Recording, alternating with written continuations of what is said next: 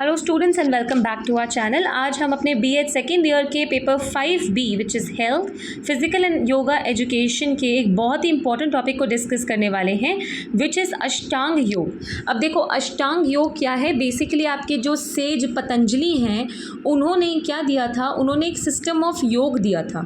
ठीक है, उस सिस्टम ऑफ योग में क्या है 8 स्टेजेस हैं जिनको कलेक्टिवली हम बोलते हैं राजयोग या अष्टांग योग। सो बेसिकली वो 8 स्टेजेस को हम 8 लिम्स भी बोलते हैं, 8 लिम्स भी बोलते हैं, जिसकी पहली लिम्ब है यम या यम, जिसको सेल्फ रिस्ट्रेंट बोलते हैं। ठीक है, सो यहाँ पे वही लिखा है जो मैंने अभी आपको समझाया, वो 8 स्टेजेस के बारे में जिनको हम कलेक्टिवली राजयोग या अष्टांग योग कह रहे हैं। अब हम यम की बात करें कि यम होता क्या है, तो जो हम एक प्रोसेस होता है जिसमें हम अपनी इंटरनल और एक्सटर्नल सेंसेस को कंट्रोल कर रहे हैं, डिसिप्लिन कर रहे हैं, अपनी कुछ ऐसी इच्छाओं और अपने ऐसे थॉट्स को उनको रोक रहे हैं। बेसिकली आपका सेल्फ कंट्रोल, आपका डिसिप्लिन, ये जो चीज़ें हैं ये हमें किससे आ रही है, हमारी फर्स्ट जो आपका लिम्ब है यम, सेल्फ यानी खुद को रिस्ट्रेंड कर लेना, रोक लेना, डिसिप्लिन में कर लेना। ठीक है, तो आपके भागवत पुराण के हिसाब से 12 याम हैं। कौन से हैं आपके? पहला अहिंसा, दूसरा सत्य, तीसरा असंगता, अपिग्रह, ब्रह्मचार्य, स्थिरता, अभय, अस्त्या, लज्जा, स्त्रिद, मौन और अक्षमा।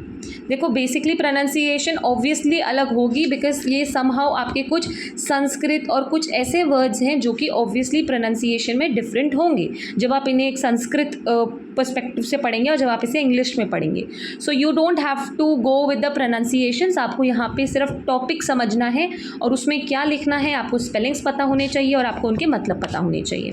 सबके मतलब सामने लिखे हैं, इनको मैं इंग्लिश में बताऊँ तो नॉन वायलेंस, ठीक है, किसी को मतलब वायलेंस नहीं करना है, हमें मार पीट नहीं करनी है, ट्रुथफुलनेस सच बोलना है, सच्चा रहना है, नॉन अटैचमेंट चीज़ों से अटैच नहीं होना, देन आपको किसी भी तरह की होर्डिंग में एंगेज नहीं होना है, आपका कंडक्ट डिवाइन होना चाहिए, आप फर्म होने चाहिए अपनी चीज़ों पे, आप निर्भय होने चाहिए, फियरलेसनेस होनी है आप में, नॉन स्टीलिंग चुराना नहीं है, कुछ चोरी मत करो, then feeling of shame for evil यानी कि मतलब एक होता है ना शर्म लिहाज जिसको हम कहते हैं वो होना चाहिए, भगवान में फेथ होना चाहिए, साइलेंस की ऑब्जर्वेशन करनी चाहिए हमेशा, ये नहीं कि बस बोलते ही रहो, और फॉरगिवनेस होनी चाहिए यानी माफ़ी देने की आपकी क्षमता होनी चाहिए। ये हमारे भागवत पुराण के हिसाब से 12 यम हैं।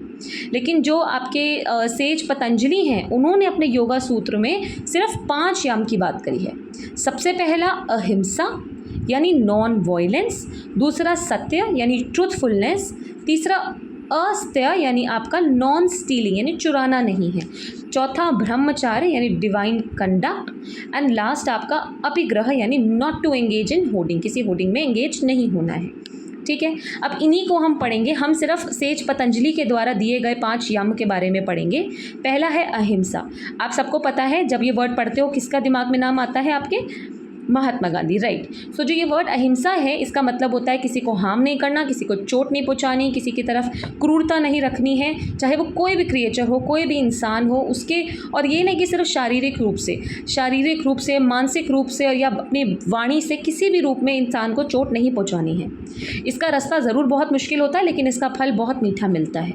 अब हम नॉन वायलेंस को 3 तरह से बता सकते हैं यहाँ पे। पहला है इंटेलेक्चुअल नॉन वायलेंस। इंटेलेक्चुअल यानी आपके विचार किसी को भी हानि पहुंचाने वाले नहीं होने चाहिए। ये नहीं कि आप जाके किसी को पंच नहीं कर रहे हो लेकिन आप दिमाग में सोच रहे हो मेरे को मौका मिले मैं इसे मार दूं, है ना, तो ये आपकी इंटेलेक्चुअल नॉन वायलेंस हुई कि आप नहीं ऐसे विचार ला रहे हो। दूसरी स्पीच नॉन वायलेंस यानी आप किसी भी तरह का इस तरह का वर्बल स्टेटमेंट या डायलॉग नहीं देंगे जिससे कोई हर्ट हो, किसी को कोई हानि पहुंचे। कभी कभार हम ऐसे शब्द बोल देते हैं जो दूसरों को दुख पहुंचाते हैं, तो वो भी नहीं करना है।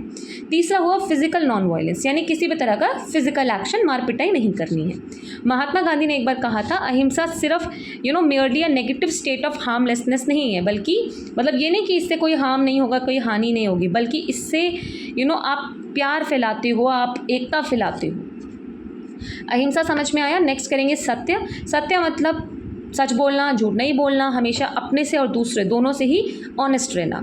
पतंजलि जो है, सेज पतंजलि, उन्होंने क्या बोला है कि जो ट्रूथफुलनेस है वो हमारे दिमाग से, हमारे शब्दों के, हमारे एक्शन सबसे हार्मनी में चलना चाहिए। ठीक है, अगेन यहाँ पे भी 3 टाइप्स में देखिए, वर्बल ट्रूथफुलनेस यानी जब आप बोल रहे हो वो हमेशा सच्चाई होनी चाहिए, वो ट्रू रिप्रेजेंटेशन होना चाहिए रियलिटी का, यानी सच्ची बात होनी चाहिए। इंटेलेक्चुअल यानी हमेशा अपने इंटेलेक्चुअल पावर्स को यूज़ करके एक ऐसे थॉट बनाओ जो कि सच पे आधारित हो, है ना, इल्यूजन में मत जियो। देन फिजिकल ट्रूथफुलनेस यानी आपको ऐसी प्रैक्टिसेस, ऐसी चीज़ें करनी है जो सब आपने खुद एक्सपीरियंस की हो, यानी कहीं सुनी पे नहीं यकीन करना, है ना, ये आपका सत्य है। दूसरा अस्त्या, अस्त्या का मतलब होता है चोरी नहीं करना, उस चीज़ की लालसा मत रखो जो तुम्हारा है ही नहीं। ठीक है, तो abstention from abstains from the theft and stealing यानी चुराने से या कुछ भी चीज़ ले लेने से आपको हमेशा बचना है। इंटेलेक्चुअल क्या है, यानी किसी के सामान लेना, उठाने का आपके दिमाग में आइडिया भी नहीं आना चाहिए, थॉट भी नहीं आना चाहिए। वर्बल यानी आप ऐसा कोई शब्द, कोई स्टेटमेंट नहीं यूज़ करेंगे जिसमें आप दूसरे की चीज़ लेना चाह रहे हैं। मतलब आप ये भी मत बोलो यार काश मेरे पास उसके जैसी होती, काश मैं ले लूँ उससे, है ना, ये भी मत बोलो। फिज़िकल की बात करें तो फिज़िकल मतलब कोई ऐसी डीड जैसे चुराना, है ना, लूटना, इनमें इन्वॉल्व मत हो। Next is ब्रह्मचार्य। ब्रह्मचार्य को कैसे डिफ़ाइन किया है, जिसमें हम सेक्सुअल जो चीज़ें हैं उनसे दूर रहें, अपनी सेंसेस पे थोड़ा कंट्रोल रखें। ठीक है, किसी भी लस्टफुल इन्जॉयमेंट से मतलब टेम्प्ट ना हो। तो इंटेलेक्चुअली आपके दिमाग में जब ऐसे डिज़ायर्स नहीं आ रही हैं तो ये इंटेलेक्चुअल ब्रह्मचार्य हो गया। वर्बल, जब आप ऐसी बातों में एंगेज नहीं हो रहे हो, कभी कभी देखते हैं ना आजकल छोटे बच्चे भी ऐसी कुछ बातों में एंगेज हो रहे हैं, स्कूल में ऐसा माहौल ख़राब हो रहा है या कहीं पे भी, मतलब आप कह सकते हो, तो वर्बल ब्रह्मचार्य है कि अपने मुंह से भी आपको ये शब्द नहीं निकालने हैं, ऐसी बातों में एंगेज नहीं होना है। और फिज़िकली यानी आपको फिज़िकल रूप से भी इन चीज़ों में ज़्यादा इन्वॉल्व नहीं होना है। देन आपका क्या है, अपरिग्रह। अपरिग्रह क्या होता है, अपरिग्रह का मतलब होता है किसी भी तरह की, देखिए, पोजेसिवनेस, ग्रीड, सेल्फिशनेस, इन सब जो आपकी भावनाएं हैं इनसे दूर रहिए। ये जो वर्ल्डली चीज़ है ना, सांसारिक चीज़ें हैं, इनसे अटैचमेंट मत करिए, इनकी तरफ आकर्षित मत होइए। इंटेलेक्चुअल, जब एक इंसान अपने दिमाग में वो थॉट या आइडिया भी नहीं लाएगा कि हाँ मुझे ये लेना है, इसलिए हड़पना है, या उसके पास ऐसा क्यों है, मेरे पास क्यों नहीं है। वर्बल मतलब ऐसे अपने मुँह से मत निकालिए, ऐसे कमेंट्स मत कीजिए जिनसे ऐसे लगे। फिजिकली यानी ऐसी कोई भी चीज़ में मत इन्वॉल्व होइए जिससे आपका लालच दिखे कि आपको कितना वर्ल्डली ऑब्जेक्ट्स, जो सांसारिक चीज़ें, उनका कितना लालच है। ठीक है, so that is all for this. यम जो है उसमें यही 5 चीज़ें हमें पढ़नी हैं और अपने पेपर में भी लिखनी है। अगेन आई एम रिपीटिंग, आपके सेज पतंजलि ने जो 8 लिम्ब्स दिए हैं उनमें से पहला लिम्ब हमने आज पढ़ा है याम, जिसका मतलब है सेल्फ रिस्ट्रेंट। और सेज पतंजलि ने ही अपने योगा सूत्र में 5 यम के बारे में बताया है। अहिंसा विच is non violence, satya which is truthfulness, asteya which is non stealing, aparigraha मतलब आपका not to engage in hoarding या कलेक्शन, और ब्रह्मचार्य जिसमें आप सेलिबेसी जिसको हम इंग्लिश में बोलते हैं। ठीक है, so that is all for this video. I hope आपको समझ में आया होगा। So thank you for watching and keep learning students.